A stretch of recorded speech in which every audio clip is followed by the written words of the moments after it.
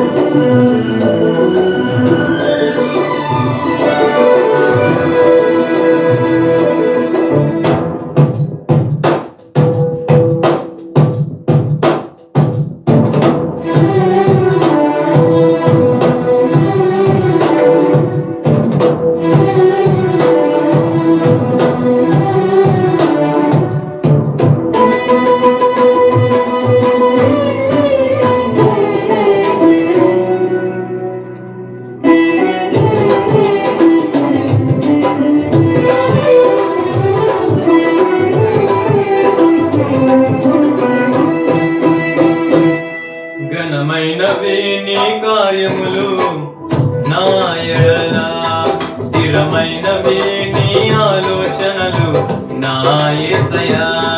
ఘనమైనవే నీ కార్యములు నా ఎడల, స్థిరమైనవే నీ ఆలోచనలు నా యేసయ్యా. కృపలను పొందుచు కృతజ్ఞత కలిగి స్తుతులర్పించెదను అన్ని వేళలా. కృపలను పొందుచు కృతజ్ఞత కలిగి స్తుతుల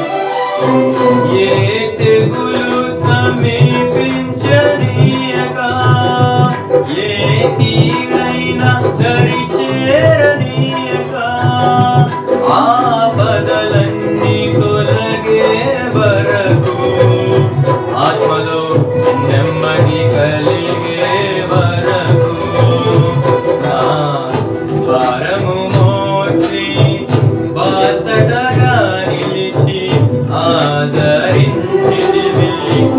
ఈ స్తుతి మహిమలు నీకే చెల్లించెదను జీవితాంతము. ఘనమైనవి నీ కార్యములు నా ఎడల, స్థిరమైనవి నీ ఆలోచనలు నా యేసయ్యా. కృపలను పొందుచు కృతజ్ఞత కలిగి స్తుతులర్పించెదను అన్ని వేళలా.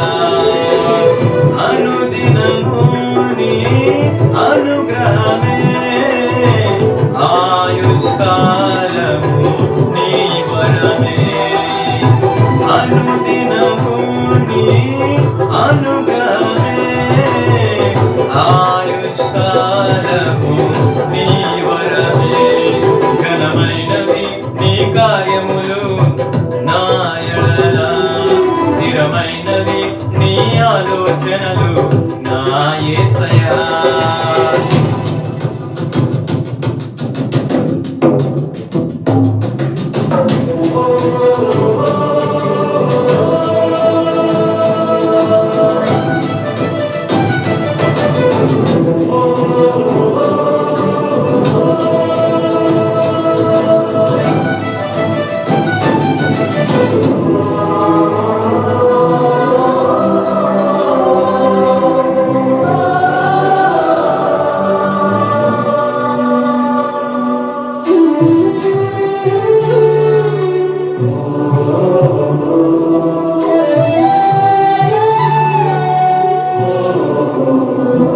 నాకు ఎత్తైన కోటవు నీవే, నన్ను కాపాడు కేడము నీవే. ఆశ్రయమైన బండవు నీవే, శాశ్వత కృపకాధారము నీవే.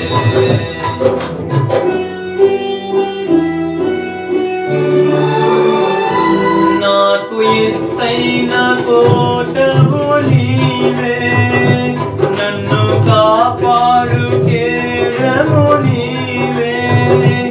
ఆశ్రయమైన బండవు నీవే, శాశ్వత కృపకాధారము నీవే. నా ప్రతి క్షణమును నీవు దీవెనగా మార్చి నడిపించుచున్నావు. ఈ స్తుతి మహిమలు నీకే చెల్లించెదను జీవితాంతము. ఘనమైనవి నీ కార్యములు నా ఎడల, స్థిరమైనవి నీ ఆలోచనలు నా యేసయ్యా. కృపలను పొందుచు కృతజ్ఞత కలిగి స్తుతులర్పించెదను అన్ని వేళలా. అనుదినము నీ అనుగ్రహమే ఆయుష్కాలము నీ వరమే. అనుదినము నీ అనుగ్రహమే ఆయుష్కాలము నీ వరమే. ఘనమైనవి నీ కార్యములు నా ఎడల, స్థిరమైనవి నీ ఆలోచనలు నా యేసయ్యా.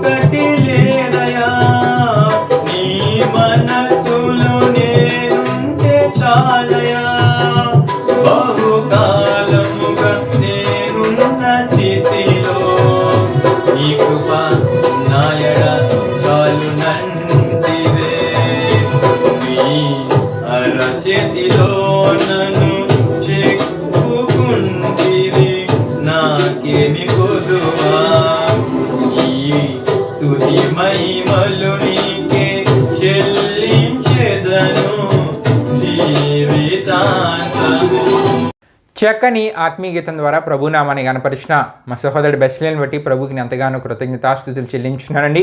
మరి అదే సమయంలో తనతో పాటు ఏకీవించి దేవునామాన్ని మహింపరిచిన మీ అందరిని బట్టి కూడా దేవునికి నేను ఎంతగానో కృతజ్ఞతాస్తుతులు చెల్లించున్నాను. దేవునికి స్తోత్రం. హల్లెలూయా హల్లెలూయా. ప్రియమైన అవన స్నేహితులారా, మరి ఈ సమయంలో దేవుని యొక్క వాక్యాన్ని మనం ధ్యానం చేసుకుని పోతున్నాం.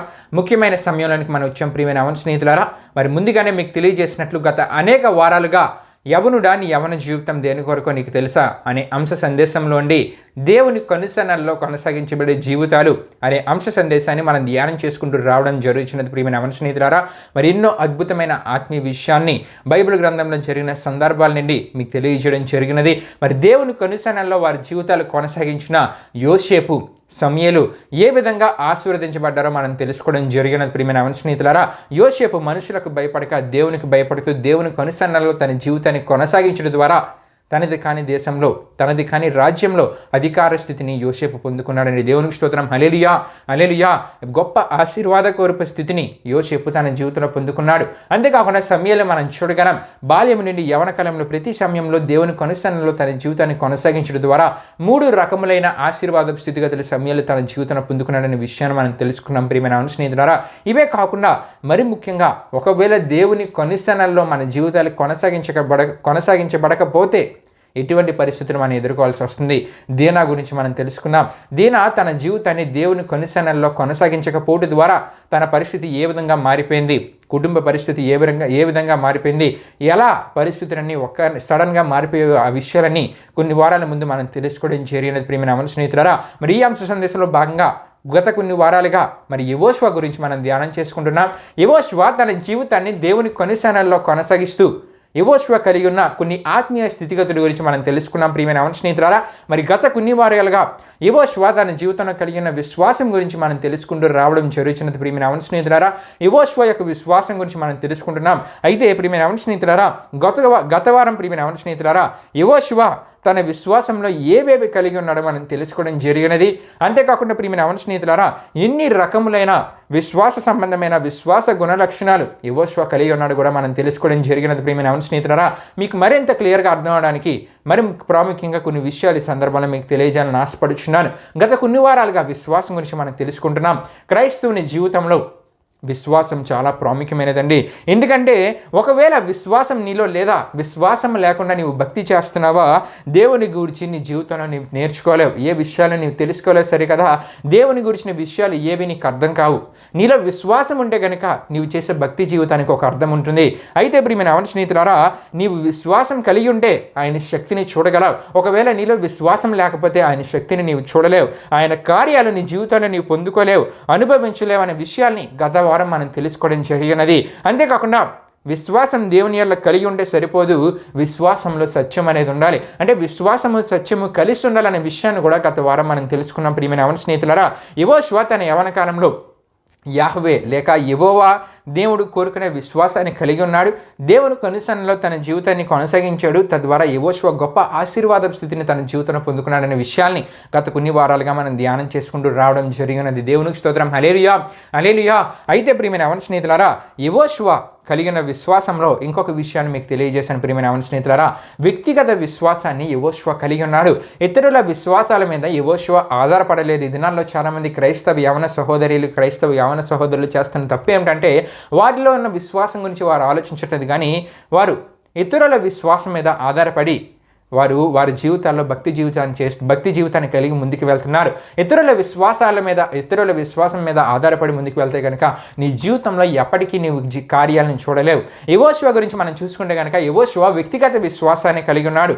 అంటే తను పూర్తి విశ్వాసం కలిగి అందరినీ విశ్వాసానికి తీసుకుని వచ్చాడు. ఎవరినండి? ఇశ్రాయేలు ప్రజలందరినీ. దేవునికి స్తోత్రం. హల్లెలూయా హల్లెలూయా. కాబట్టి వ్యక్తిగత విశ్వాసం ఎంతైనా అవసరమైన విషయాన్ని గత వారం మనం తెలుసుకోవడం జరిగినది. ప్రియమైన స్నేహితులారా, మరి ఈ వారం ఈ అంశ సందేశానికి కొనసాగింపుగా దేవుని కనుసన్నల్లో కొనసాగించబడే జీవితాలు అనే ఈ అంశ సందేశంలో కొనసాగింపుగా ఈ వారం ఏ విషయాలు మనం తెలుసుకొని పోతున్నామంటే ప్రియమైన స్నేహితులారా, విశ్వాసంలో ఉండకూడని వాటిని గురించి ఈ వారం మనం తెలుసుకుందాం. ప్రియమైన స్నేహితులారా, ఎప్పుడైతే విశ్వాసంలో ఉండకూడని వాటి గురించి మనం తెలుసుకుంటామో అప్పుడు యెహోషువ కలిగి ఉన్న విశ్వాసము మనకు క్లియర్గా అర్థమవుతుంది. ప్రియమైన స్నేహితులారా, అయితే ఈ వారము విశ్వాసంలో ఎటువంటివి మనం కలిగి ఉండకూడదో ఈ సందర్భంలో మనం ధ్యానం చేసుకుంటూ ఈ అంశ సందేశంలో మనం ముందుకు వెళ్దామండి.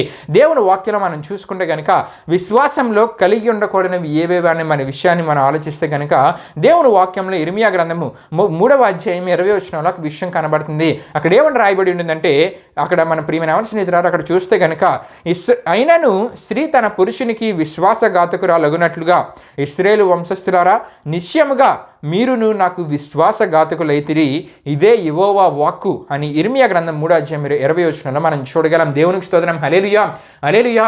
ప్రియమైన స్నేహితులారా ఈ సందర్భంలో దేవుడు ఎవరి ద్వారా ఎవరితో మాట్లాడుతున్నారంటే ఇర్మియా ప్రవక్త ద్వారా ఇశ్రాయేలీలను ఉద్దేశించి చెప్పిన మాటలుగా ఆపై ఇప్పుడు మనం చదువుకున్న వాక్య భాగాన్ని మనం చూడగలం.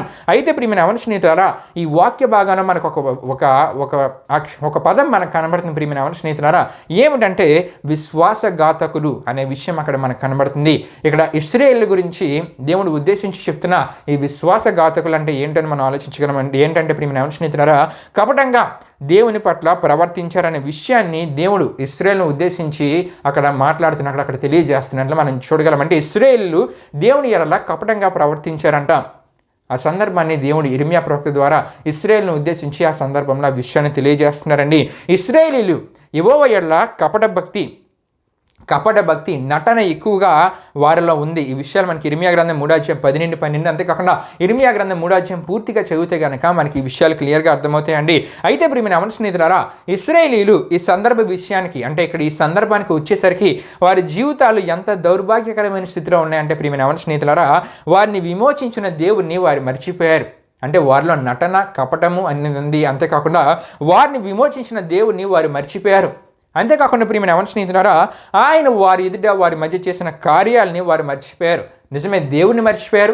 దేవుడు వారి పట్ల చేసిన కార్యాలని అద్భుతాలని అన్నింటినీ వారు మర్చిపోయారు.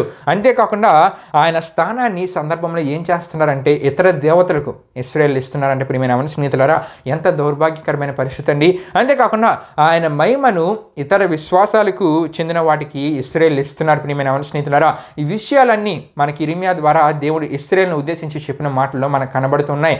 అక్కడ మనం ఇంకా ఇర్మియా గ్రంథం మనం చూసుకుంటూ వెళ్తే ఇర్మియా గ్రంథం 2వ అధ్యాయం 5-6 ఒక విషయం కనబడుతుంది. ప్రియమైన స్నేహితులారా నా యందు అక్కడ యెహోవా ఏమని సెలవిస్తున్నారంటే నా యందు ఏ దుర్నీతి చూచి మీ పితరులు వ్యర్థమైన దాన్ని అనుసరించి తాము వ్యర్థులగునట్లు నా యొద్ద నుండి దూరంగా తొలగిపోయేరి అని అక్కడ అంటున్నట్లు మనం చూడగలం. దేవునికి స్తోత్రం. హల్లెలూయా, హల్లెలూయా.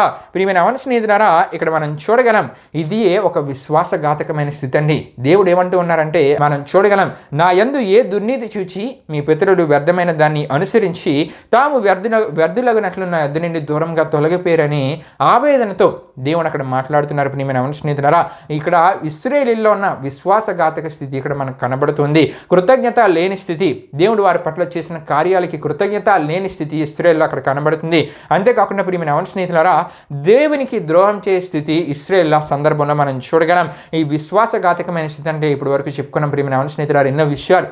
ఏంటంటే కపటంగా ఉన్నారు ఇశ్రాయేలీలు, భక్తి నటన భక్తి వారు చేస్తూ ఉన్నారు. అంతేకాకుండా విమోచించిన దేవుని మర్చిపోయారు, దేవుని వారి పట్ల చేసిన కార్యాలను మర్చిపోయారు, దేవుని స్థానాన్ని ఇతర దేవతలకు ఇస్తున్నారు, దేవునికి చెల్లించిన మహిమను ఇతర విశ్వాసాలకు చెల్లిస్తున్నారు.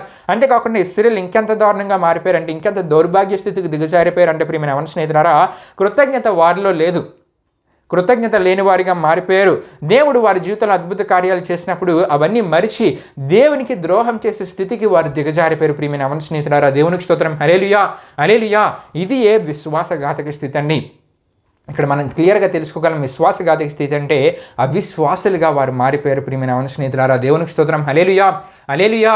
అంతేకాదు ప్రియమైన స్నేహితులారా ఇశ్రాయేల్ ఇంకా మనం చూడగలం నిష్ప్రయోజనమైన వాటిని అనుసరించే స్థితికి ఇశ్రాయేల్ దిగజారిపోయారండి. ఈ విషయం మనకి ఇర్మియా గ్రంథం 2వ అధ్యాయం 8వ వచనంలో మనకు కనబడుతుంది ప్రియమైన స్నేహితులారా.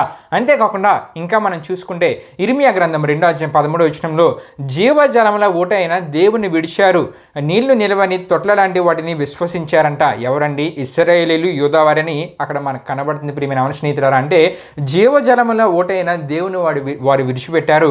మరి ఎటువంటి వారిని వారు అనుసరించారంటే నీళ్లు నిలవని తొట్ల లాంటి వాటిని వారు విశ్వసించారంట ప్రియమైన అవును స్నేహితులారా. ఇశ్రాయేలీలు యూదావారు ఎటువంటి పరిస్థితులకు వారి జీవితాల్లో వారు చోటిచ్చారండి. ఇంకా మీరు ఈ విషయాల గురించి తెలుసుకోవాలనుకుంటే కనుక ఇర్మియా గ్రంథం 2వ అధ్యాయం 17వ వచనం, 19వ వచనం, 32వ వచనం, 3వ అధ్యాయం 14వ వచనం, 22వ వచనము గురించి మీరు చదువుకుంటే కనుక ఇంకా క్లియర్గా ఈ విషయాలన్నీ మీకు తెలియజేయబడతాయండి. అంతేకాదు ప్రియమైన అవును స్నేహితులారా, ఇక్కడ ఈ విషయాలన్నింటి బట్టి మనకి ఏం తెలియజేయబడుతుందంటే విశ్వాసఘాతకులు అంటే ఎవరంటే ప్రియమైన అవును స్నేహితులారా, మూర్ఖత్వము చొప్పున నడిచేవారే విశ్వాసఘాతకులండి. మూర్ఖులుగా మారిపోయేవారే విశ్వాసఘాతకులు. ఈ విషయం ఇర్మియా గ్రంథము 3వ అధ్యాయం 17వ వచనం బట్టి మనకు తెలియజేయబడుతుంది. అంతేకాకుండా విశ్వాసఘాతులుగా మారుట అంటే ఏంటంటే అవిశ్వాసులుగా మారిపోవడమే. ఈ విషయం మనకి ఇర్మియా గ్రంథము 3వ అధ్యాయం 22వ వచనంలో మనకు కనబడుతుందండి. అంతేకాదు ప్రియమైన అవును స్నేహితులారా, విశ్వాసఘాతకులు అనగా దేవుని మీద తిరుగుబాటు చేయువారిని విశ్వాసఘాతకులు అంటారని ఇర్మియా గ్రంథము 5వ అధ్యాయము 6వ వచనం ద్వారా మనకు తెలియజేయబడుతుంది. ప్రియమైన అవును స్నేహితులారా, దేవునికి స్తోత్రం. హల్లెలూయా, హల్లెలూయా.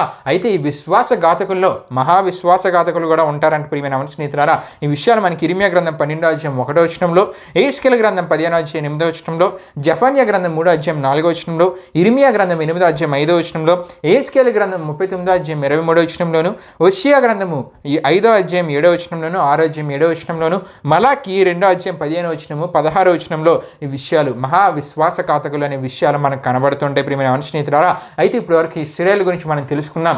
ఇశ్రాయేలీలు ఈ సందర్భానికి ఎటువంటి పరిస్థితిలో ఉన్నారంటే యూదా వారు, ఇశ్రాయేలు వారు దేవుని విడిచిపెట్టేశారు. దేవుడు వారి పట్ల చేసిన కార్యాలను మర్చిపోయారు. ఇవన్నీ మర్చిపోయి ఆయన వారితో చేసిన నిబంధనను వారు విడిచిపెట్టారు. చేసిన వాగ్దానాలన్నింటినీ వారు మర్చిపోయి ఈ సందర్భంలో ఏం చేస్తున్నారంటే అన్య దేవతల వైపు వారు తిరిగినట్లు దేవుని వాక్యంలో మనం చూడగలం ప్రియమైన స్నేహితులారా. ఈ విషయాన్ని బట్టి దేవుడు వారితో వారి విషయమై వారి ఇశ్రాయేలు అందరూ తప్పిపోవడాన్ని, వారందరూ దేవుడు చేసిన కార్యాలన్నీ మర్చిపోవడాన్ని దేవుడు చూసి ఇశ్రాయేలు వారి గురించి ఎంతో ఆవేదన చెందినట్లు ఆ సందర్భం ద్వారా మనకు తెలియజేయబడుతుందండి. గనుకనే వారిని దేవుడు ఏం చేశారంటే ఆయన ప్రవక్తల ద్వారా మరలా పిలిచినట్లు దేవుని వాక్యంలో మనం చూడగలం ప్రియమైన అవును స్నేహితులారా. అయితే ప్రియమైన అవును స్నేహితులారా, ఆ దినాల్లోనే కాదు, ఆనాడే కాదు, నేడు కూడా చాలామంది క్రైస్తవులు ఏం చేస్తూ ఉన్నారంటే క్రీస్తులైన క్రైస్తవ బిడ్డలు ఏం చేస్తూ ఉన్నారంటే అనేకులైన విశ్వాసులే విశ్వాసఘాతకులుగా మారిపోతూ ఉన్నారు ప్రియమైన అవును స్నేహితులారా.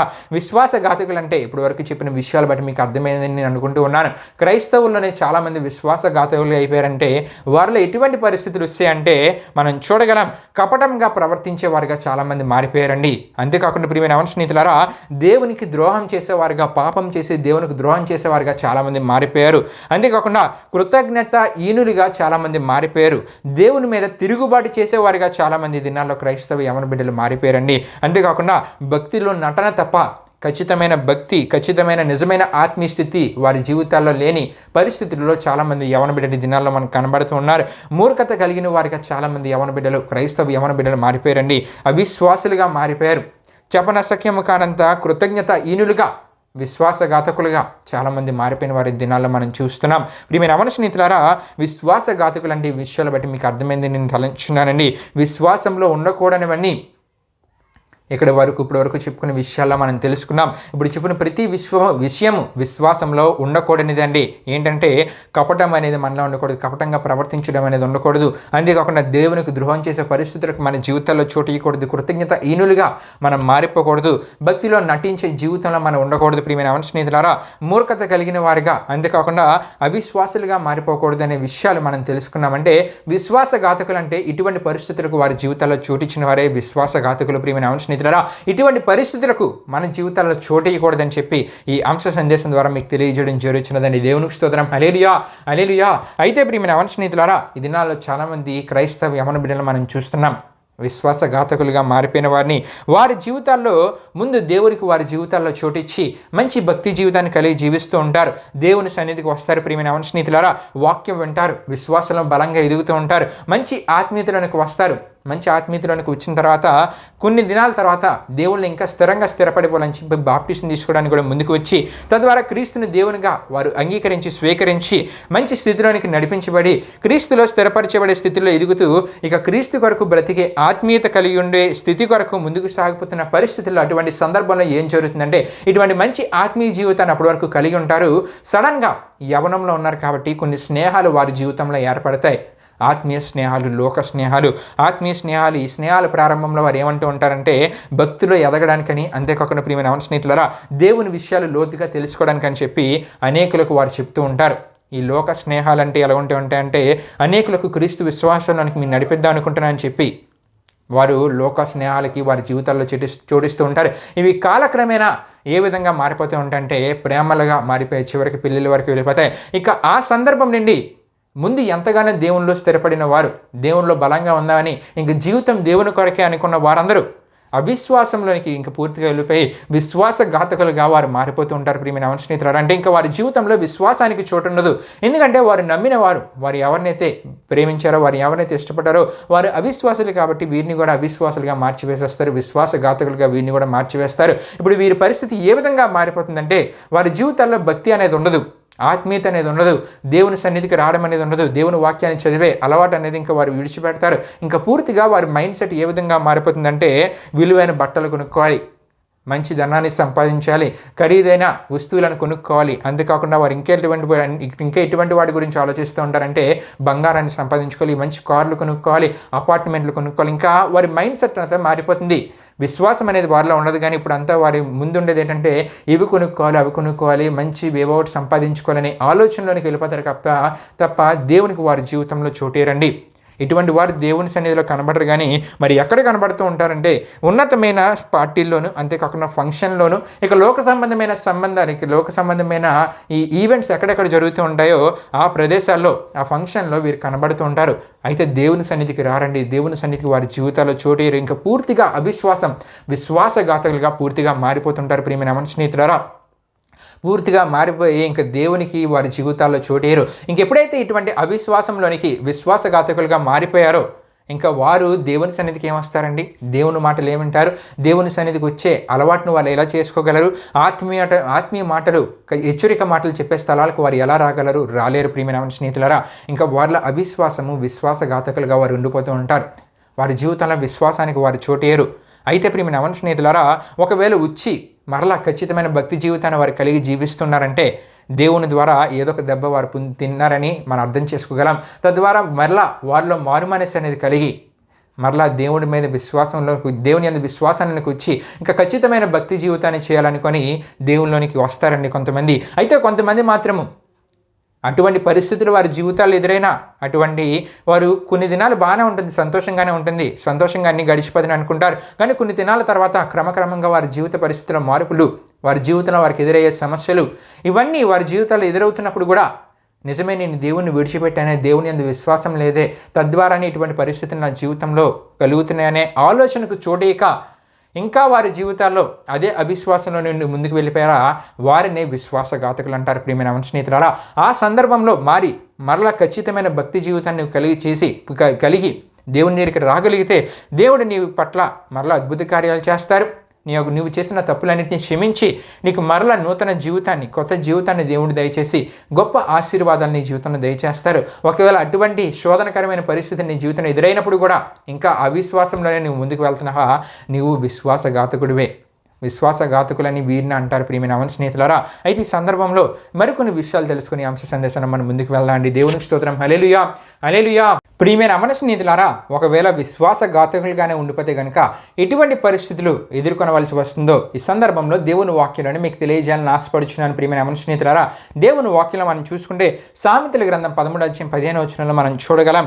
విశ్వాసఘాతకుల మార్గము కష్టము అని అక్కడ మనకు కనబడుతుంది. ప్రియమైన స్నేహితులారా, అంటే ఎవరైతే విశ్వాసఘాతకులుగా ఉంటారో, అవిశ్వాసులుగా ఉంటూ ఉంటారో వారు వెళ్ళే ప్రతి మార్గంలో ఏదో ఒక రకమైన కష్టము వారికి ఎదురవుతూ ఉంటుంది. ప్రియమైన స్నేహితులారా, ఎక్కడ మేలు అనేది వారికి జరగదు, ఎక్కడ స్థిరమైన అభివృద్ధి అనేది వారికి కలగదు. ప్రియమైన స్నేహితులారా, ఎవరికంటే విశ్వాసఘాతకులకు, అవిశ్వాసులుగా మారిపోయిన వారికి. అంతేకాకుండా ఇంకా దేవుని వాక్యంలో మనం చూడగలం. సామెతల గ్రంథం 22:12 విశ్వాసఘాతకుల మాటలు ఆయన వ్యర్థము చేయనని అక్కడ మనం చూడగలం. ప్రియమైన స్నేహితులారా, అంటే వారి కష్టకాలంలో ఎవరైతే అవిశ్వాసులుగా ఉంటారో, విశ్వాసఘాతకులుగా మారిపోతారో వారి కష్టకాలంలో సహాయాన్ని ఆర్థిక పరంగా ఎవరిని వారు అడిగినా సరే వారిని నమ్మరు. అడిగిన వారు వారిని నమ్మరు, సహాయం చేయరు. అంతేకాకుండా ప్రియమైన యవన స్నేహితులారా, ఎక్కడికి వెళ్ళినా ఏం చేసినా సరే అప్పు అనేది వారికి పుట్టదు. వారి మాటలు వారికి మేలుగా మారవు సరికదా, వృధా అయిపోతాయి ప్రియమైన యవన స్నేహితులారా. అంటే ఎక్కడికి వెళ్ళినా సరే వారు చెప్పింది ఎవరు నమ్మరు, వారి జీవితాల్లో ఎప్పటికీ కార్యాలు జరగవు. ఇక్కడ మనం చూడగలం ఏమని కనబడుతుందండి, విశ్వాసఘాతకుల మాటలు ఆయన వ్యర్థము చేయనని. అంటే ఎంత మాట్లాడినా అది వృధా అయిపోతుంది. ఎవరికి ఏ విషయాలు చెప్పినా వారు నమ్మరు, నువ్వు చెప్పిందంత వృధాయ ప్రియమైన యవన స్నేహితులారా. ఇంకా మనం చూడగలం 68వ కీర్తన 6వ చరణంలో, విశ్వాసఘాతకులు నిర్జల దేశమందు నివసించుదురని అక్కడ మనకు కనబడుతుందండి. ఇంకా సామెతలు 2వ గ్రంథం 22వ అధ్యాయం 22వ వచనంలో, విశ్వాసఘాతకులు దానిలో నుండి పెరికి వేయబడుదురని అక్కడ మనం చూడగలం. దేనిలో నుండి అంటే ప్రియమైన యవన స్నేహితులారా, భక్తిహీనుల దేశంలో నుండి నిర్మూలం అవుతారంట. ఈ భక్తిహీనుల దేశం అంటే భూమిలో లేకుండా పోతారని దీని అర్థం ప్రియమైన యవన స్నేహితులారా. విశ్వాసఘాతకులు భూమిలో లేకుండా పోతారంట, పెరిగివేయబడతారంట దేవుని ద్వారా. ఇంకా మనం చూడగలం సామెతలు 11వ అధ్యాయం 6వ వచనంలో, విశ్వాసఘాతకులు తమ దురాశ వలననే పట్టబడుదురని అక్కడ మనకు కనబడుతుంది ప్రియమైన యవన స్నేహితులారా. సామెతలు 13వ అధ్యాయం 2వ వచనంలో, విశ్వాసఘాతకులు బలత్కారము చేత నశించుదురని అక్కడ మనకు కనబడుతుంది ప్రియమైన యవన స్నేహితులారా. ఇంకా సామెతల గ్రంథం 21వ అధ్యాయం 18వ వచనంలో, విశ్వాసఘాతకులు కూలుదురు అని అక్కడ మనకు కనబడుతుంది ప్రియమైన యవన స్నేహితులారా. హోషేయ గ్రంథము 5వ అధ్యాయం 7వ వచనంలో, యెహోవాకు విశ్వాసఘాతకులై వారు అన్యులైన పిల్లలను కనిరి, వీరును విశ్వాసఘాతకులని అక్కడ దాన్ని బట్టి మనం తెలుసుకోగలం. అంటే వీరికి ఎటువంటి పరిస్థితులు ఎదురవుతాయో లయమగుదురని అక్కడ మనకు కనబడుతుంటుంది ప్రియమైన యవన స్నేహితులారా. ఇర్మియా గ్రంథము 5వ అధ్యాయం 6వ వచనంలో, విశ్వాసఘాతకులేరి గనుక అరణ్యము నుండి వచ్చిన సింహము వారిని చంపును, అడవి తోడేలు వారిని నాశనము చేయును, చిరుతపులి వారి పట్టణముల యొద్ద పొంచుండును, వాటిలో నుండి బయలువెళ్ళి ప్రతివాడు చీల్చబడునని అక్కడ మనకు కనబడుతుంది ప్రియమైన యవన స్నేహితులారా. దేవునికి స్తోత్రం. హల్లెలూయా, హల్లెలూయా. అంటే దేవుని వాక్యంలో విశ్వాసఘాతకులుగా ఉండిపోతే మరలా విశ్వాసానికి జీవితంలో చోటేక అవిశ్వాసులు కానీ విశ్వాసఘాతకులు కానీ ఉండిపోతే ఎటువంటి పరిస్థితులు వారి జీవితాల్లో వారు ఎదుర్కొనవలసి వస్తుందో దేవుని వాక్యంలో క్లియర్గా మనకు కనబడుతుందండి. ప్రియమైన యవన స్నేహితులారా, ఈ వాక్య వచనాలన్నీ మనకు తెలియజేసే హెచ్చరికలు, గద్దింపులు, బుద్ధి చెప్పే విషయాలు ఏమిటంటే ప్రియమైన యవన స్నేహితులారా, దేవునికి విశ్వాసఘాతకులుగా కృతజ్ఞతాహీనులుగా ఎవరైతే మారిపోతూ ఉంటారో, కృతజ్ఞతాహీనులుగా మారిపోయి వారి స్వార్థాన్ని వారు ఎవరైతే చూసుకుంటూ ఉంటారో ప్రియమైన యవన స్నేహితులారా, వారి పరిస్థితులు మొదట సంతోషంగా అంతేకాకుండా ఉత్సాహంగా కొనసాగిన కాలక్రమేణా విశ్వాసంలో ఉండకూడనివి వారిలో ఉంటాయి కాబట్టి, వారు కలిగి ఉంటారు కాబట్టి వారి పరిస్థితులు ఏ విధంగా మారిపోతూ ఉంటాయంటే సామెతలు 14వ అధ్యాయం 14వ వచనం ప్రకారం మనం చూడగలం, భక్తి విడిచిన వాని మార్గములు వానికే వెక్కసమగునని అక్కడ మనం చూడగలం. వాని పరిస్థితులు ఏ విధంగా మారిపోతూ ఉంటాయంటే ప్రియమైన యవన స్నేహితులారా, దేవుని ద్వారా వాని పరిస్థితులు తృప్తి లేని పరిస్థితులుగా, ఆత్మతృప్తి లేని పరిస్థితులుగా మారిపోతుంటే ప్రియమైన యవన స్నేహితులారా. కాబట్టి ఈ వారం ఈ సందేశాన్ని ఎప్పటితో ముగిద్దామని ఆశపడుచున్నాను ప్రియమైన యవన స్నేహితులారా. విశ్వాసఘాతకులుగా ఉంటే ఎటువంటి పరిస్థితులు ఎదురవుతాయో మనం తెలుసుకున్నాం. ఇంతకీ విశ్వాసఘాతకులు, అవిశ్వాసులు అంటే విశ్వాసంలో ఉండకూడనివి ఏంటో కూడా ఈ వారం సందేశంలో మనం తెలుసుకోవడం జరిగినది. ఒకవేళ ఇటువంటి పరిస్థితులకు మన జీవితాల్లో చోటిస్తే ఎటువంటి పరిస్థితులు ఎదుర్కొంటామో కూడా మన ఈ దిన వాక్య సందేశం ద్వారా మనం తెలుసుకోవడం జరిగినది. కాబట్టి ప్రియమైన యవన స్నేహితులారా, పూర్తి విశ్వాసం దేవుని యందు కలిగి ఉంటే కనుక అద్భుతమైన ఆశీర్వాదాలు పొందుకోగలం. విశ్వాసఘాతకులుగా మారిపోయే పరిస్థితులు మనలో ఏమైనా ఉన్నాయా, వాటిని సరి చేసుకొని దేవుని దగ్గరికి వచ్చి పశ్చాత్తాపడి ఇకపై పూర్తి విశ్వాసం కలిగి మన జీవితంలో మనం ముందుకు వెళ్ళగలిగితే దేవుని ద్వారా నిండైన దీవెనలు, ఆశీర్వాదాలు మన జీవితంలో మనం పొందుకోగలమండి. వచ్చే వారం ఇదే అంశ కొనసాగింపుగా మరికొన్ని విషయాలు, విశ్వాసంలో ఉండకూడని వాటి గురించి మరికొన్ని విషయాలు తెలుసుకుండి ఈ అంశ సందేశంలో మనం ముందుకు వెళ్దామండి. దేవుడి పరిశుద్ధ వాక్యాన్ని మన వినికిలో దీవించునుగాక, ప్రభు మిమ్మల్ని దీవించునుగాక. ఆమేన్. ఇప్పుడు మీరు యవన స్నేహితులారా, యవనస్తుడి కూడికి ముగింపు ప్రాంతం మనం ముగించుకుందామండి. అందరూ కళ్ళు మూసుకొని తల ఉంచుకుని ప్రార్థనలో నాతో పాటు ఏకీవించవలసిందిగా ప్రభువైన యేసుక్రీస్తు నామములో అందరినీ కోరుచున్నాను. ప్రార్థన చేసుకుందాం. మహిమాశ్వరిపైన మా ప్రభువా, జీవాధిపతి అనేసియా, నీ ఘనమైన నామానికి మహిమ, ఘనత, ప్రభావం చెల్లించున్నాం దేవా. ఇప్పుడు వరకు జరిగిన ఈ యవనస్తుడి గుడికలో మాతో పాటు తోడుగుని నడిపించిన దేవా, మీకే వేలాది వందనములు, కృతజ్ఞతాస్తుతులు చెల్లించున్నాం యేసయ్యా. మరి దేవుని కొనిసనల్లో కొనసాగించబడే జీవితాలు అనే అంశ సందేశం నుండి ఎన్నో అద్భుతమైన విషయాన్ని గత అనేక వారాలుగా ధ్యానం చేసుకుంటూ మరి ఈ వారము విశ్వాసంలో ఉండకూడనివి ఏంటి, విశ్వాసఘాతకులుగా మారితే ఎటువంటి పరిస్థితులను ఎదుర్కొనవలసి వస్తుంది, నీ యందు విశ్వాసం కలిగి ఉంటే ఎటువంటి పరిస్థితులు, ఎటువంటి ఆశీర్వాదాలు మేము పొందుకుంటామో ఈ వారం మీ అంశ సందేశం ద్వారా తెలుసుకోవడానికి కృపను, కాపుదలను అనుగ్రహించిన దేవా, మీకే వేలాది వందనములు, కృతజ్ఞతాస్తుతులు చెల్లించున్నామేసా. ఈ అంశ సందేశాన్ని వీక్షించిన ప్రతి ఒక్కరూ నీ యందు పూర్తి విశ్వాసం కలిగి వారిలో ఒకవేళ విశ్వాసఘాతకులుగా ఉండే ఏవైనా కొన్ని లక్షణాలు వారిలో ఉన్నా అవి సరి చేసుకొని నీ దగ్గరికి వచ్చి పశ్చాత్తాపడి నీ సన్నిధిలో నీ పశ్చాత్తాపాన్ని వారు పొందుకొని మరలా నీ ద్వారా ఆశీర్వాదాలు వారి జీవితంలో పొందుకునేలా మీరు కార్యం జరిగించండి. ఎంతోమంది యవనస్తులు ఈ దినాల్లో విశ్వాసఘాతకులుగా అవిశ్వాసులుగా మారిపోతున్న వారు ఉన్నారు దేవా. మీకే మొరపెడుతున్నాం, వారు మరలా విశ్వాసంలోనికి వచ్చేలా మీరే కార్యం జరిగించండి. నీ యందు విశ్వాసంలోనికి వచ్చి వారి బ్రతికే జీవితం అంతా నీ కొరకని మంచి ఆత్మీయ జీవితాన్ని కలిగి జీవించాలి మీరు కార్యం జరిగించండి. ఈ వారం యవనస్తుడి కొడుకుని వీక్షించిన ప్రతి యవనస్తుని మీరు దీవించండి, ఆశీర్వదించండి. ఈ యవనస్తుడి కొడుక ప్రారంభం నుండి ముందు తోడైనందుకు మీకే వేలాది వందనములు కృతజ్ఞతాస్తుతులు చెల్లిస్తూ యేసు పరిశుద్ధ నామమున అడిగి వేడుకొనుచున్నాం తండ్రి, ఆమేన్. యేసు రక్తమే జయం, ప్రవేశ రక్తమే జయం, ప్రవేశ రక్తం సంపూర్ణమైన విజయం. అపవాది క్రియలకు అనంత నాశనం కలుగునుగాక, ఆమేన్.